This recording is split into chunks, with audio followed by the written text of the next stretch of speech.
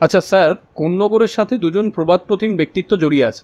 প্রথম হলেন ঋষি অরবিন্দ এবং দ্বিতীয় হলেন আমাদের কোন্নগরের বাগানবাড়িয়ার সাথে জড়িত আছেন আমাদের অবনীন্দ্রনাথ ঠাকুর। এবার ঋষি অরবিন্দের পৈতৃক বাড়িও আছে কোন্নগরে এবং অবনীন্দ্রনাথ ঠাকুরের যে বাগান বাড়ি সেটাও কোন্নগরে আছে। তো এই দুজন মানুষের সাথে কোন্নগরের যে সম্পর্ক এবং তাদের যে এই বাড়ি, সেটা এখন দুটোই সংরক্ষিত আছে। তো এই নিয়ে আপনি যদি একটু বলেন তাদের সাথে কোন্নগর কীভাবে সম্পর্কিত বা এই বাড়িগুলোর ইতিহাস নিয়ে আপনি যেভাবে দেখেছেন তাই নিয়ে আপনি যদি আপনার বক্তব্যটা কিছু রাখেন। ব্যাপার হচ্ছে, আমার নিজের প্রচন্ড বয়স হয়ে গেছে, বেরোই না এখন। এই 90 বছর পার হয়ে নিচ্ছি। এখন যেগুলো স্মৃতিটা আছে তার থেকেই বলতে পারি কোন্নগরের পুরোনো বহু মানুষের সঙ্গে মিশেছি এবং আমার একটা পাবলিক লাইফ ছিল। এখন কোন্নগরে আইডিয়াল সোসাইটি বলে 1936 সালে প্রতিষ্ঠিত হওয়া একটা প্রতিষ্ঠান, সেই প্রতিষ্ঠানে থেকে একটা বই বার করে আমাদের কোন্নগর বিয়ে, তাতে বহু লেখার সমাবেশ করানো হয় এবং তাতে প্রাচীন কোন্নগর সম্পর্কে বেশি লেখেন ডাক্তার নীলমণি বন্দ্যোপাধ্যায়। তিনি ছিলেন কোন্নগরের খুব একজন প্রতিষ্ঠিত চিকিৎসক। 1906 থেকে 1996 পর্যন্ত তিনি বেঁচে ছিলেন। তো সেই নীলমণি বন্দ্যোপাধ্যায়ের লেখাগুলোর মধ্যে একটা লেখায় ছিল পিরুলি বাগান বলে। তো এই সংকলনটা বেরোনোর পর আমরা তখন দুজনেই পাবলিক লাইব্রেরির সভাপতি, আমি কমিটি মেম্বার, প্রায় লাইব্রেরিতে বসে সন্ধ্যেবেলায় গল্প করতাম। আমি ওই বইটাতে আমার লেখা ছিল স্কুল সম্পর্কে, হাই স্কুল গার্লস স্কুল নিয়ে আমি দুটো লেখা দিয়েছি। ওখানে ডাক্তারবাবুর একটা লেখায় দেখলেন পিরুলি বাগান বলে একটা লেখা আছে এবং বাগানটার কথা বলছেন ওই লক্ষ্মীনারায়ণ জুট মিল যেখানে এখন আবাসন তৈরি হয়েছে সেই জায়গায়। তখন আমি তাকে বলি যে পিরুলি বাগান তো আর একটা আছে তোমরা বলে, এটা ঠাকুর বাড়ি, ওরা তো পিরালি ব্রাহ্মণ বলে পরিচিত, ওদের পিরুলি বাগান বলে একটা বাড়ি আছে। হ্যাঁ শুনেছি, কিন্তু কোথায়? আমি যেমন বলি যে ওটা আছে ওই ক্রাইকর সাহেবের যে বাড়ি ওটি তার ঠিক দক্ষিণে, আর ডিওয়ার্ল্ড ফ্যাক্টরি উত্তরে যে গাবতলা ঘাটের গলি সেই গলির মধ্যে আছে। তখন উনি আমাকে বলেন যে ওই তুমি এর সম্পর্কে কি জানে? আমি আমার বর্গির কাছে শুনি। বর্গি ওই বাড়িতে গিয়েছিলেন 1928 সালে। আমাদের আমরা তখন বাস করতাম ক্রাইপার সাহেবের কোঠির ঠিক উল্টো দিকে জিটি রোডের একটা বাড়িতে ভাড়াটে হিসেবে, যেখানে আমার জন্ম হয়েছিল। 1928 সালে বর্গি তখন 10 বছরের বালিকা, ওখানে গিয়েছিলেন ওই ফুল তুলতে, এদের একটা কি তুলসী ব্রত রাখি করতে, কিছু বাচ্চা নেই। তখন একজন মালি ওদের টানতে টানতে ধরে নিয়ে যায়, গাছের ফুল ছিঁড়তে চলো বাবুর কাছে বলে নিয়ে যায়, এবং সেই বারান্দায় একজন ভদ্রলোক বসেছিলেন দাঁড়িয়ে, ওরা পাকা চুল, তার কাছে গিয়ে ওদের হাজির করায়। তখন সেখানে সেই বৃদ্ধ বলেন তোমরা কি ফুল তুলছিলে? বলে না, আমরা তুলছিলেন। বলে কি জন্য? ব্রত ইত্যাদি শুনে টুলে তিনি বলেন ঠিক আছে, তোমরা কুড়িয়ে নেওয়া ফুল যা পাও নিয়েও গাছের ফুল ছিল বলে ছেড়ে দিন। সেই গল্প দিদি এসে যখন বাড়িতে আমার বাবার কাছে বলেন, হ্যাঁ বাবা তখন বলেন ওই ভদ্রলোকের নাম যামিনী গাঙ্গুলি। আচ্ছা, তখন মা জানতে চান যামিনী গাঙ্গুলি কি?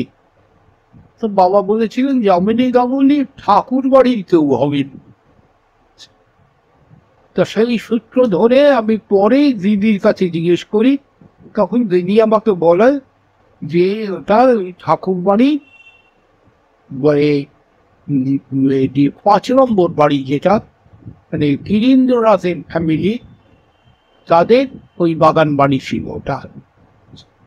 এবং সেই বাগান বাড়িটা পিরনি বাগান বলে পরিচিত।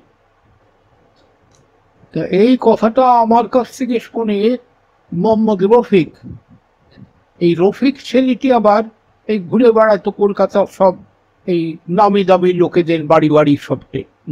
হ্যাঁ, অনেকের সঙ্গে সম্পর্ক ছিল রফিকের।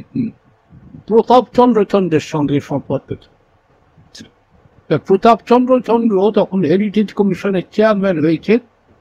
তিনি একদিন রফিককে বলেন যে পূর্ণপুরে একটা অবনীন্দ্রনাথ ছোটবেলায় গেছে এইরকম বাগান বাড়ি আছে, তার সন্ধান তুমি জানো? তখন রফিক তাকে বলে যে আমি আবার এক দাদা বন্ধু প্রফেসর দাদা, তার কাছ থেকে শুনেছি যে এইরকম একটা বাড়ি আছে যেটা ডিওয়ার্ডি কোম্পানি এখন বাড়ি ফেরাই দিয়ে আছে, সেখানে পার্সোনাল অফিসার থাকে। উনি বলেন ঠিক আছে, তুমি বাড়িটার সন্ধানটা ঠিক কর।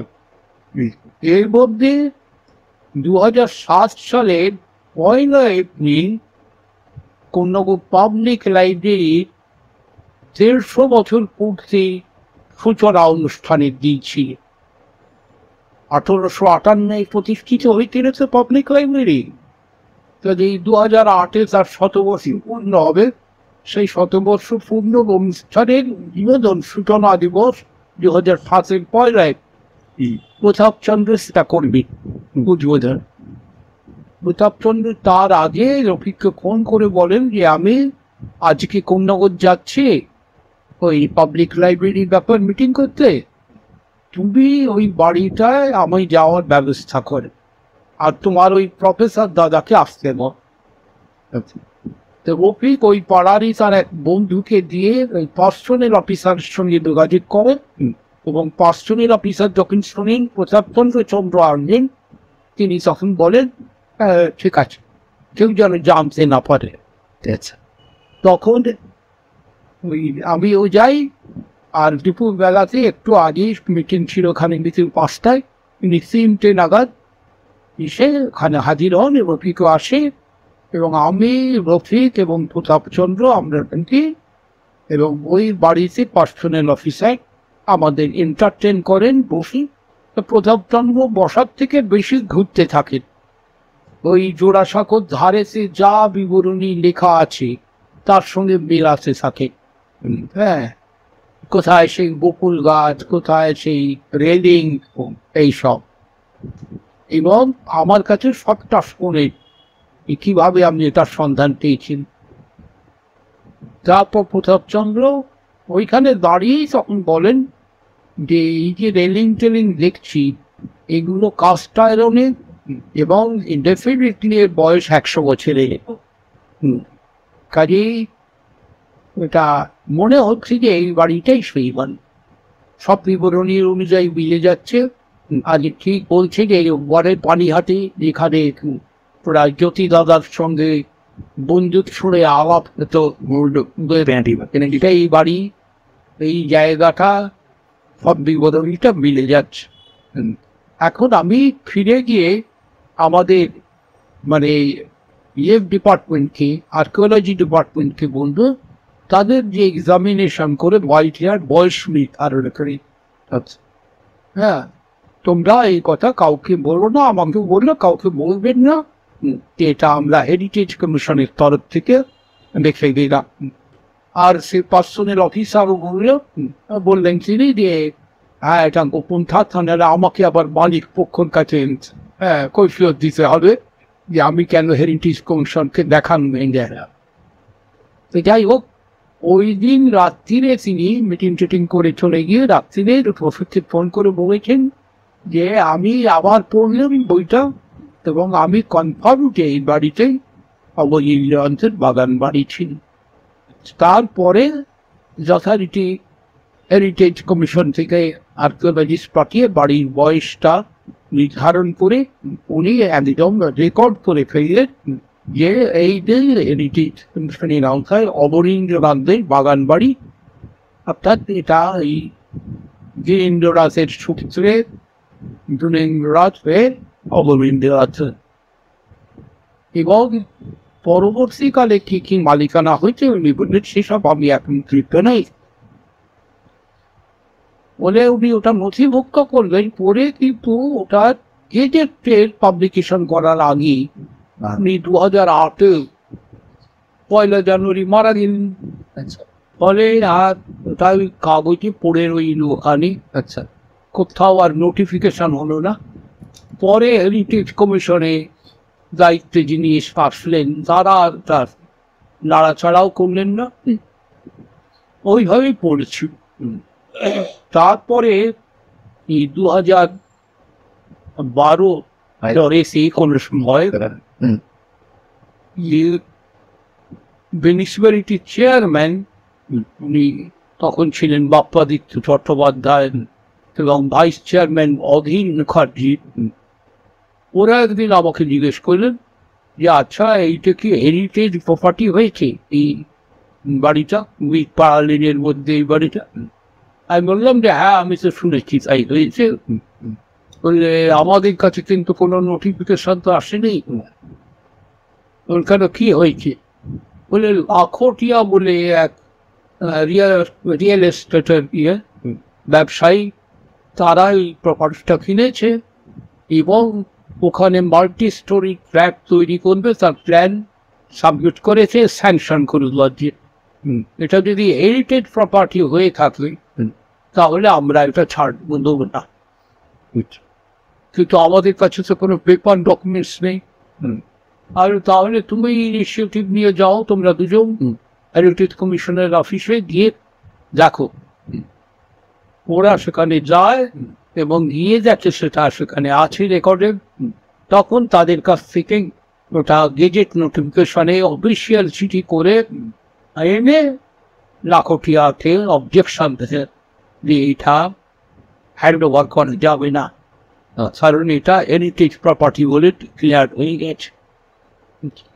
তারপর তাই নিয়ে তখন হেরিটেজ কমিশনের চেয়ারম্যান সুভাষ প্রসন্ন লাখোটিয়ার পক্ষ নিয়ে এসে অনেক বিরোধিতা করেছিলেন যাতে এটা লাখোটিয়ার হস্তগত হয়। আর তেমনি চেয়ারম্যানও কোন্নগরবাসীকে খবর দিয়ে ইনভলভ করে কলকাতায় হেরিটেজ ডেতে মিছিল নিয়ে গিয়ে এই দাবিকে চারদিকে টেনে দেখতে থাকে এবং এই নিয়ে লেখালেখি হতে থাকে।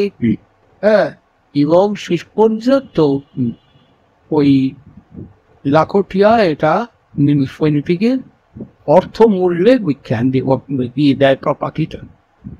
অর্থাৎ চেয়ারম্যান বাপ্পাদিত্যরই পরবর্তী ওটা এটা মিউনিসিপ্যালিটির কয়েক লক্ষ টাকার বিনিময়, কত টাকাটা ঠিক আবার এক্ষুনি ইয়ে করছে না, মিউনিসিপ্যালিটিকে এটা হস্তান্তর করে দেয় এবং মিউনিসিপ্যালিটি তখন এটাতে একটা হেরিটেজ বিল্ডিং অবরবীন্দ্রনাথের বলে ডিক্লেয়ার করে দেয়। এই নিয়ে একটা কথা তারপরে হয়েছিল যে ওই বাড়ির সঙ্গে দেবেন্দ্রনাথ ঠাকুর রবীন্দ্রনাথের সম্পর্ক ছিল। তা আমি গত বছর একটা 22শে শ্রাবণ পোস্টে বলেছিলাম যে এই কোন্নগরে কিন্তু মহর্ষি দেবেন্দ্রনাথ আসছেন শিবচন্দ্র দেবের কাছে, এবং শিবচন্দ্র দেবের যে বাড়ি কোন্নগরে আছে সেই বাড়িতে তিনি বসেছে, সেখানে প্রার্থনা সবাই যোগ দিয়েছেন একাধিকবার। এসেছে রবীন্দ্রনাথ এসেছেন, যতীন্দ্রনাথ ঠাকুর এসেছেন, তারপর দীপেন্দ্রনাথ এসছে, কিন্তু এরা আবার ওই বাড়ি সেজেছেন। অর্থাৎ দেবেন্দ্রনাথের যে বংশধররা রবীন্দ্রনাথরা তারা কিন্তু অবনীন্দ্রনাথের বাগান। এটা অনেকে আমার কাছে জানতে চেয়েছিল যে ওই বাড়িতে কি রবীন্দ্রনাথ গিয়েছিলেন। কেউ কেউ দেয় জানি, আমি অনেক ইনপুটে দেখি কিংবা ভিডিওতে যেখানে রবীন্দ্রনাথ এসছেন, রবীন্দ্রনাথ ওই বাড়িতে যান। কারণ এটা বুঝতে গেলে আবার দেখতে হবে যে 5 নম্বর আর 6 নম্বরের মধ্যে যে পার্থক্যটা, 5 নম্বর দ্বারকানাথ ঠাকুরদের আর 6 নম্বর দ্বারকানাথ ঠাকুর নেই। শিব দেবেন্দ্রনাথ যখন ব্রাহ্ম হয়ে গেলেন, বাড়িতে পুজো আচ্ছা বন্ধ করলেন, তখন তারপরের ভাই গিরীন্দ্রনাথ তিনি তো আর ব্রহ্ম হননি, তিনি প্রপার্টি ভাগ হয়ে গেল। গিরীন্দ্রনাথ গেলেন 5 নম্বর দ্বারকানাথ রাখুনদের প্রপার্টিতে, সেখানে দোল দুর্গোৎসব পালা পার্বণ চলছিলেন। আর মহর্ষি দেবেন্দ্রনাথ 6 নম্বরে এলেন, সেখানে ব্রাহ্মণ মতে পৌত্তলিক কোন অনুষ্ঠান খালেন।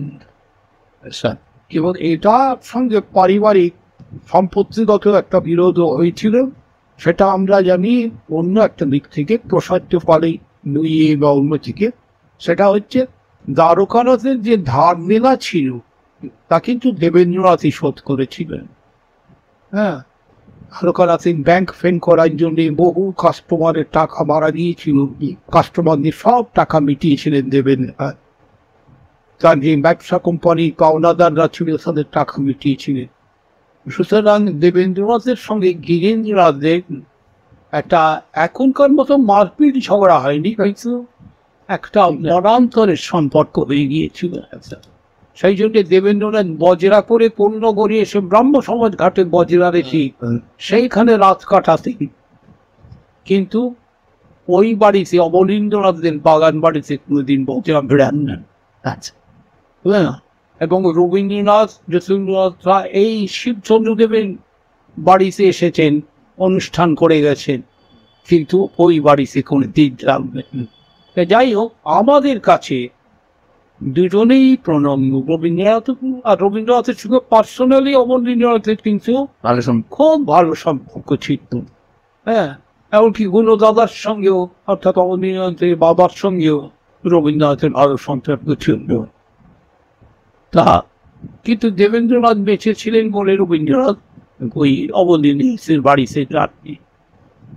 তো যাই হোক, এইভাবে অবনীন্দ্রনাথের বাগান বাড়ি কোন্নগর মিউনিসিপ্যালিটির উদ্যোগে এটা একটা হেরিটেজ প্রপার্টি হিসেবে স্বীকৃত হয়ে গেল। এবং এখন তো শুনি বহু মানুষ এটা ভিজিট করতে আসেন। তবে এখানে যে সমস্ত প্রকল্পের কথা বলা হয়েছিল জানি না কি হচ্ছে এখন, অর্থাৎ এখানে একটা শিল্পকলা কেন্দ্র, একটা আর্টিস্ট স্কুল গড়ে তোলা ইত্যাদি কাজ হবে, সেগুলো কি হচ্ছে জানি না।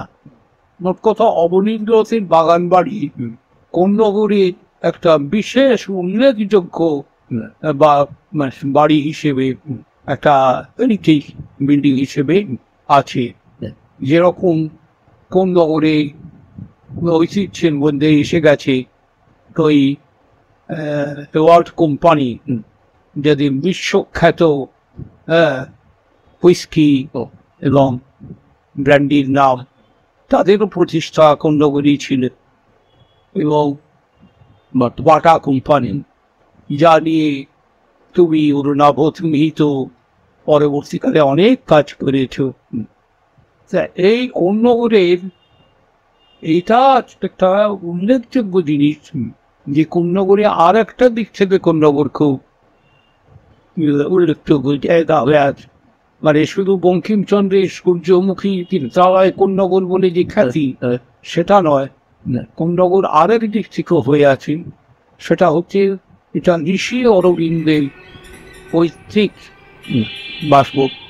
অর্থাৎ ঋষি অরবিন্দের বাবা কৃষ্ণধন ঘোষ, তিনি কোন্নগরের সন্তান। কোন্নগর হাই স্কুলে তিনি ছাত্র হিসেবে পড়েছেন এবং কলকাতা বিশ্ববিদ্যালয়ের যে প্রথম প্রবেশিকা পরীক্ষা, এন্ট্রেন্স বলা হতো, সেই পরীক্ষায় কোন্নগর স্কুল থেকে 1858 সালে তিনি কৃষ্ণধন ঘোষ প্রথম এন্ট্রেন্স পরীক্ষা পাশ করেছেন। তাই এই কৃষ্ণধন ঘোষ তারপর এইখান থেকেই তিনি ডাক্তারি পড়তে যান এবং সেটা পড়তে নিয়েছিলেন, যেতে পেরেছিলেন শিবচন্দ্রদেবের প্রভাবে পড়ে ব্রাহ্মণদের। কারণ গোড়া হিন্দুদের মধ্যে ওই মেডিকেল কলেজে অব্যবচ্ছেদ করার বিষয় খুব গোড়ামি ছিল। কোন্নগরের রক্ষণশীলতাও অত্যন্ত ছিল। কোন্নগরে একই সঙ্গে দুটো জিনিস চলেছে, যেমন ব্রাহ্মণ মতের শিবচন্দ্রদেবের লড়াই, তেমনি রক্ষণশীলতারও একটা প্রবল দাপট ছিল। কোন্নগরে সতীদাহ হয়েছে, নজির আছে। কাজেই এই রক্ষণশীল কোন্নগরের মধ্যে থেকে কৃষ্ণধন ঘোষ মেডিকেল কলেজে গেলেন। যদিও প্রথম হুগলি জেলারই লোক মধুসূদন গুপ্ত, তিনি সব ব্যবচ্ছেদ করতে গিয়েছিলেন। যখন 1835 মেডিকেল কলেজ প্রতিষ্ঠিত হয়েছিল ডেভিড হেয়ারের চেষ্টা, তা তেমনি কৃষ্ণধন ঘোষ গিয়েছিলেন। তারপর ডাক্তারি পড়ে আর বিবাহ হয় রাজনারায়ণ বসুর মেয়ের সঙ্গে। রাজনারায়ণ বসু মস্ত বড় ব্রাহ্মণ, এই তো দিবেন ঠাকুরের ঘনিষ্ঠ লোক ছিল, এবং এই সম্বন্ধ বোধ হয় আমার যতদূর অনুমান করে রেকর্ড আমি কোথাও পাইনি যে শিবচন্দ্রদেব বাধত এটা হয়েছিল। কারণ শিবচন্দ্রদেবই মেদিনীপুরের ব্রহ্ম সমাজের প্রতিষ্ঠা করে এসেছিলেন। রাজনারায়ণ বসু পরে ওখানকার স্কুলের মাস্টার হয়ে গিয়ে ওই ব্রাহ্ম সমাজের হাল ধরেছিলেন। তো সেই রাজনারায়ণ বসুর কন্যার সঙ্গে কোন্নগরের একজন ব্রাহ্ম ছেলের বিয়ে হলো। তখন তো আর কাগজে বিজ্ঞাপন দিয়ে প্রার্থী চাইয়া হয়নি, তাহলে কে নেগোসিয়েট করেছিলেন? হ্যাঁ, সেখানে খুব সম্ভবত শিবচন্দ্রদেবের মারফতে এই বিবাহটা সম্পন্ন হয়েছিল। তারপর তো উনি বিলেত চলে গেছিলেন কৃষ্ণধন ঘোষ, সেখান থেকে এসেছিলেন এখানে কলকাতাতেই তার এই পুত্রদের জন্ম হয়েছিল। কৃষ্ণধন ঘোষ কোন্নগরে একজন বাড়িতে আসতে গিয়েছিলেন। এই কাহিনী আমরা পুরনো লোকেদের কাছে সব শুনেছিলাম যে কৃষ্ণধন ঘোষ বাড়িতে ঢুকতে গেলে তাদের জ্ঞাতিরা বলেন যে তুমি বিলেত করে এসছো, তুমি ডাক্তারি সম্ভাবচ্ছেদ করেছি, তোমাকে প্রায়শ্চিত্ত করতে হবে, তবে তুমি বাড়িতে গেছি। উনি নাকি আর ভিতর ফিতে খোলেননি, যে ঘোড়ার গাড়িতে এসেছিল সেই ঘোড়ায় গাড়িতে করে স্টেশন করে দিয়েছিলেন, আর জীবনে কোন খবর আসেন। তো কৃষ্ণধন ঘোষ চলে গেলেও অরবিন্দ কিন্তু এসেছিলেন। অরবিন্দের নিজের লেখা কারা কাহিনীতে উল্লেখ আছে একবার তিনি এসেছিলেন, সেটা ওই বোমার মামলার আগে। কারণ তাকে জেরা করছিল পুলিশ যখন, সেখানে তাকে বলেছিল আপনি কোন্নগরে গিয়েছিলেন, তখন তিনি বলেছিলেন হ্যাঁ আমরা গিয়েছিলাম। হাফেন দিন এসেছিলেন কোনো কারণে কারো গ্যাসিদের সঙ্গে দেখা করতে বাকি ছিলেন। আর পরবর্তীকালে আরেকবার যে এসেছিলেন তার কোনো উল্লেখ কোথাও লিখিত নেই। এটা আমাকে বলেছিলেন কোন্নগরে মুরারিমোহন মিত্র, এবং মুরারিমোহন মিত্র শুরু শুনেছেন এটা যারা কৃষ্ণধন ঘোষকে এনেছিলেন দ্বিতীয়বারে, সেই নৃসিংহ প্রসাদ বসু, নৃসিংহ দাস বসু, কোন্নগর মিউনিসিপ্যালিটির প্রতিষ্ঠাতা চেয়ারম্যান। সেই নৃসিংহ দাস বসুরা যখন যুবক, তখন সেই 1910 সালে উত্তরপাড়া বক্তৃতা দিতে এসেছিলেন বিচারের যুক্তির পর। উত্তরপাড়া বক্তৃতা দেওয়ার পর ওই নৃসিংহ দাস বসু, রাধিকানাথ বসু, এই যে গ্রুপটা, শরৎচন্দ্রদেব, শরৎ কুমার দেব, এরা অরবিন্দকে ঘোড়ার গাড়িটা নিজেরা ঘোড়া খুলে নিয়ে টানতে টানতে কোন্নগরে এনেছিলেন। একবার ওই বাড়িতে ওইখানে পদার্পণ করে তারপর তিনি কলকাতায় চলে গিয়েছিলেন, ট্রেন পথেই হোক বা জি পথেই হোক। আর মামার বাড়ি কৃষ্ণ কুমার মিত্র তার গিয়েছিলেন, মেসমশাই ছিলেন, মানোয়ার মেসমশাই এখানে সঞ্জীবনী পত্রিকার এডিটর কৃষ্ণ কুমার মিত্র। এইভাবে অরবিন্দ দুবার কোন্নগরে ভ্রমণ করে। তাদের ওই যে বাড়িটা, সেই মূল ভিটেটা পরবর্তীকালে ওটা অরবিন্দের সোসাইটি গ্রহণ করে, এবং ওইখানে অনুষ্ঠান হয়। তখন কলকাতা বিশ্ববিদ্যালয়ের ভাইস চ্যান্সেলর পূর্ণেন্দু বসু, তিনি এসে পূর্ণেন্দু শেখর বসুই বোধ আমাদের মনে, তিনি ওই স্থানে সূচনা করে গিয়েছিলেন। তারপর ওখানে একটা অরবিন্দ ভবন বলে সংরক্ষিত আছে, কি কি হয় জানি না, কিন্তু রবিবার দিন খোলে আমি দেখেছি। হ্যাঁ, শুভদীপরা জানতে পারে। বছরে আগে রেগুলার একটা খোলা হতো, হ্যাঁ, যে করতো সে মারা গেছে বোধ হয়, তারপর এখন আর সেটা আসবেন পরে। এই অরবিন্দের এইটির একটা বিখ্যাত ইয়ে। আর একটা বাড়ি যেটা হেরিটেজ হওয়ার যোগ্য আছে, দাঁড়িয়ে রাখি হবে, সেটা অতি শিবচন্দ্র দেবের বাড়ি। কারণ এই শিবচন্দ্র দেবের বাড়িটাতেও কোন নগরে বহু মনীষী পদার্পণ ঘটেছেন। এমনকি দেবেন্দ্রনাথ তো বটেই, ঈশ্বরচন্দ্র বিদ্যাসাগরের বাড়ি। ঈশ্বরচন্দ্র বিদ্যাসাগর উত্তরপাড়ায় সেটা নিতাম, কিন্তু এই বাড়িতে আসা ওইটা লেখা আছে ওই শিবচন্দ্র দেবের জীবনীকার অবিনাশচন্দ্র ঘোষের বইতে উল্লেখ আছে যে তিনি এই বাড়িতে এসে। আর ওই যুগেতে ঈশ্বরচন্দ্র বিদ্যাসাগর, দেবেন্দ্রনাথ ঠাকুর, রাজনারায়ণ বসু, শিবনাথ শাস্ত্রী, কেশবচন্দ্র সেন, বিজয় কৃষ্ণ গোস্বামী, এরা সব এসেছেন। এমনকি বারীন্দ্রনাথ, সবাই কাজেই নগরে ওই শিবচন্দ্র দেবের বাড়ি, যেটা পরে কিনে নিয়েছিলেন সেই বাড়িটা এখনো যেপুরি বসু পরিবারের হাতে আছে। পরে কি দালামি জানি না, বাড়িটা কেউ বাস করে না। উপাসনা ভবনটা সেটাই কেউ বাস করেন। আমি বাল্যকালে কিছু বছর ওই উপাসনা ভবনে বাস করে ভাড়াটি ছিল। আর ওই উপাসনা ভবন আর শিবচন্দ্রের বাড়িতে দ্বিতীয় বিশ্বযুদ্ধের সময় কোন নগর হাই স্কুল কৌছু এখানে খুনে ছাড়ি। এটা একটা উল্লেখযোগ্য।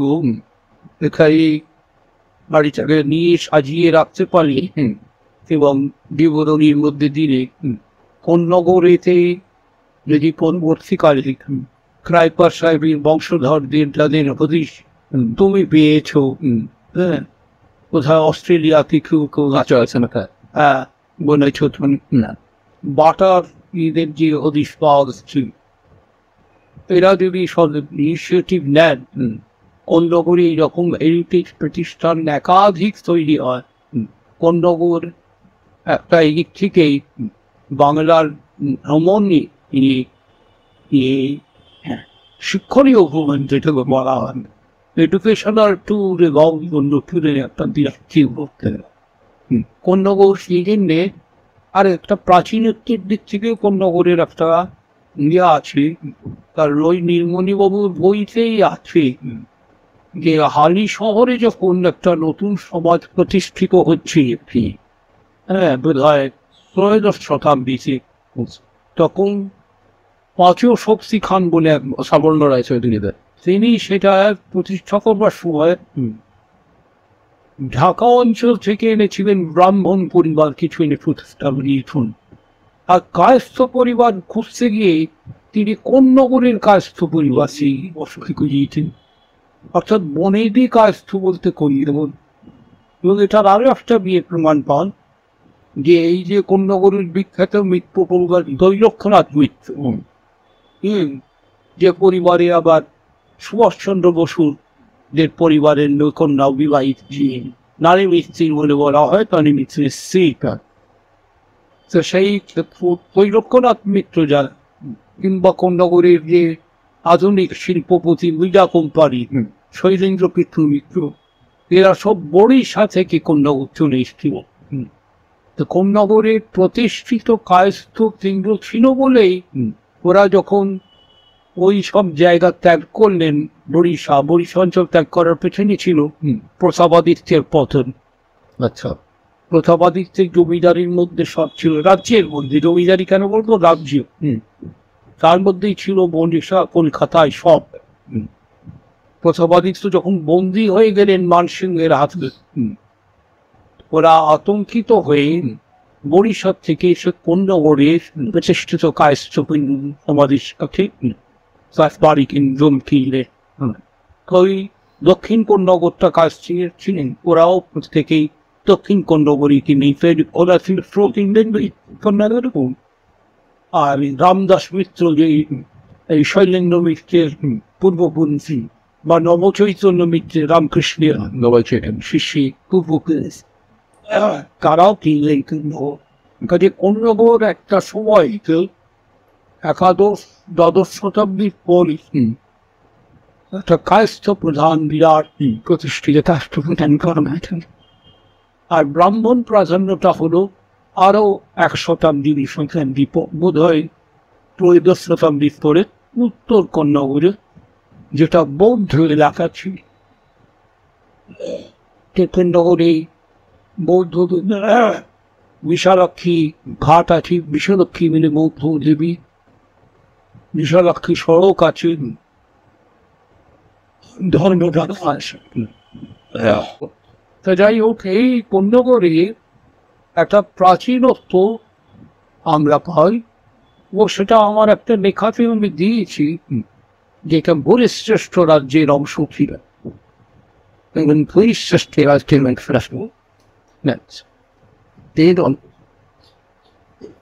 কোন্নগরের ওপরে আমরা যদি কাজ করো, এখনো কাজকর্মের অনেক আছে, এলাকা আছে, এখানে কাজ করা যায়। আমি খুব একটা কাজ করতে পারিনি, তার কারণ আমাকে নানা রকম অন্য প্রতিষ্ঠানের যেসব তাৎক্ষণিক কাজগুলো করতে হচ্ছে, কোন্নগর উচ্চ বিদ্যালয়, কোন্নগরী প্রাথমিক একটা বিদ্যালয় চালানো, লাইব্রেরির সঙ্গে যে থাকা, এইসব তাছাড়া আমার নিজের একটা কর্মক্ষেত্র জায়গায় ছিল, যেখানে আমাকে আবার একটা অন্য সোসাইটি করতে, কাজেই আমি কোন্নগর নিয়ে খুব চর্চা করতে পারিনি। এটা নিয়ে চর্চা করবার সুযোগ আছে কোন্নগর নিয়ে, এবং এই কোন্নগর ঐতিহ্য পরিষদ এই যে ভূমিকা আরো বেশি করলে ইয়ে কাজ করেন, এখানে কোন্নগর আশীর্বাদের দিকে আরো কিছু সন্ধান পাওয়া যেতে পারে। কোন্নগর যথেষ্ট প্রাচীন এলাকা, তা সেটি দেখা যাবে, সেটি নতুন ম্যাপেও দেখা যায়, লিখেছি মধ্যে যে বরিশ্রেষ্ঠ রাজ্যের রাজধানী যেখানে ছিল ধূসর, সেই ধূসর থেকে একটা টানা সড়ক গঙ্গা পর্যন্ত আসা একমাত্র এই দিকে, আর কোনো এই কাছাকাছি মধ্যে কোনো সড়ক পাওয়া যায়। কাজে বরিশ্রেষ্ঠ রাজ্য থেকে ওপারে যে চন্দ্রকেতুগড় দিগঙ্গা অঞ্চল, এই যে প্রাচীন জনপদ, এই জনপদের যোগাযোগের পথ ছিল এখানে খুব সম্ভবত এই শ্রেষ্ঠীরা, বরিশ্রেষ্ঠ শ্রেষ্ঠীদের নিয়ে জায়গা, শ্রেষ্ঠীরা এইখানে প্রথম ঘাঁটি পেরেছেন, তারাই কায়স্থটি নিয়ে আসে। কারণ বরিশ্রেষ্ঠ রাজ্য এক সময় কায়স্থ প্রধানের ওখানে এক রাজা হয়েছিলেন, রাজা পাণ্ডু দাস, তাকে বলা হচ্ছে কায়স্থ পুরোতিলক। কাজেই বরিশ্রেষ্ঠের কায়স্থ পরিবার থেকে কোন্নগরে কাজে আনা হয়, এবং কোন্নগরের কায়স্থ থেকে কলকাতায় বহু কায়স্থ পরিবার হয়েছে। এই চোর বাগানের মিস্ত্রিরাম কোন্নগর থেকে যাওয়া, রাজা রাজেন্দ্রলাল মিত্র বেলেঘাট অঞ্চলে কোন্নগর থেকে যাওয়া, বলা হয়েছে প্রেমেন্দ্র মিত্র কোন্নগরের পরিবার। এইরকম এখানে আরেকটা আমি যোগ করতে পারি, আটপুরের যে টেরাকোটা মন্দির, সেটা তো প্রচন্ড বিখ্যাত। আটপুরের যে মিত্র পরিবার ওটাই বানিয়েছিল। তো আটপুরের পারিবারিক ইতিহাসে পাওয়া যায় তাদেরও কিন্তু যে মানে পূর্বপুরুষ, তিনি 16th সেঞ্চুরিতে কোন্নগর থেকে আটপুরে মাইগ্রেট করে গেছিলেন। আটপুরে কোন্নগরের প্রতিষ্ঠিত মানে বরিশ্রেষ্ঠ রাজ্যের মধ্যে যে কায়স্থরা ছিলেন, তাদের একটা অংশ এসে কোন্নগরে প্রতিষ্ঠিত হয়েছিলেন। তার আগে কোন্নগরে ওই বলতে গেলে অ্যাবরিজিনাল আদি যে কৈবর্ত জেলের সমাজ ছিল, তারপরে বণিকরা এবং কায়স্থরা একসঙ্গে আসেন এবং এইখানে ঠিক তৈরি করে, এবং যার জন্যে কোন্নগর বলতে গেলে দ্বাদশ শতাব্দী থেকেই কায়স্থ প্রথম জায়গা হয়েছে। এবং যেটা ওই নয়টি সড়ক, যেটার নাম ক্রাইপার রোড হয়েছিল এবং এখন ইন্দিরা গান্ধী সরণি ফাঁকা, সেই নয়টি রোডের দক্ষিণ অংশটা মিত্র পরিবার প্রতিষ্ঠা। কায়স্থদের মধ্যে মিত্ররা আসে, তারপর তাদের ঘোষ ইত্যাদি আসে এবং ওইটি কুড়িয়ে কাজ এলাকা ছিল। আচ্ছা, নমস্কার, আমার নাম অরুণাভ সান্যাল। আমি কোন্নগর ঐতিহ্য পরিষদের সহ সম্পাদক। আপনারা এতক্ষণ যে ভিডিওটা দেখছিলেন, অধ্যাপক রথীন্দ্রনাথ চক্রবর্তী, উনি গত বছর ঠিক আজকের দিনে 2024 সালের 12ই জানুয়ারি প্রয়াত হন। আমরা এই ভিডিওটা তুলেছিলাম 2023 সালের পুজোর সময় করে, সম্ভবত সেপ্টেম্বর বা অক্টোবর মাসে। তারপর থেকে প্রায় 1.5 বছর ধরে এই ভিডিওটা আমার ল্যাপটপ বন্দী হয়ে পড়েছিল। আজকে শেষ অবধি তার প্রয়াণ দিবসে, তার মৃত্যুবার্ষিকীতে আমরা এই ভিডিওটা আরেকবার আমাদের ইউটিউব থেকে প্রকাশ করছি। আশা করি আপনাদের সবার ভালো লাগবে। এর আগে আমরা রথীন স্যারেরই 3টে ভিডিও প্রকাশ করেছিলাম কোন্নগরের ইতিহাসের উপর। একটা কোন্নগরের বাটা কারখানার উপর, একটা ছিল কোন্নগরের ক্রাইপার সাহেব এবং হেওয়ার্স মদের যে ইতিহাস। কোন্নগরের মূলত ইন্ডাস্ট্রিয়াল হেরিটেজের উপর আমরা কিছু ভিডিও প্রকাশ করেছিলাম। এছাড়া আপনারা চাইলে আমাদের ব্লগে যেতে পারেন, konnagorheritage.wordpress.com। সেখানেও আমাদের কোন্নগরের ইতিহাসের উপর বেশ কিছু আপনারা লেখা আর্টিকেল পাবেন। আজকের ভিডিওটা যদি ভালো লাগে, আশা করি আপনারা সবাই লাইক, শেয়ার এবং সাবস্ক্রাইব করে সবার সাথে ভাগ করে নেবেন। সবাই ভালো থাকবেন, ধন্যবাদ।